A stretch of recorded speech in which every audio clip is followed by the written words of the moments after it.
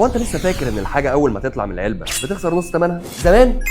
دلوقتي لا يا معلم، بسبب التضخم في حاجات مستعمله بتتباع باغلى من ثمنها الاصلي. قبل كده لو اشتريت موبايل ب 20000 بعد سنه بيبقى ب 10.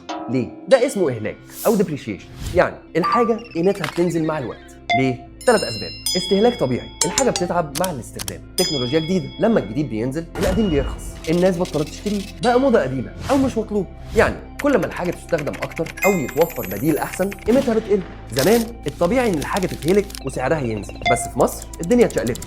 ليه؟ اولا التضخم وغلاء الاسعار، ثانيا الدولار بيطلع وينزل، ثالثا الجديد مش متوفر وكل حاجه بتغلى فجاه. طب والنتيجه؟ الموبايل اللي اشتريته ب 20 ممكن تبيعه ب 22، والعربيه الزيرو ممكن تبيعها بعد سنه بنفس السعر او اغلى. يعني اللي حافظ على حاجته بقى يقدر يبيعها اسرع وبسعر اعلى. بس ازاي تبيع المستعمل وتكسب بذكاء؟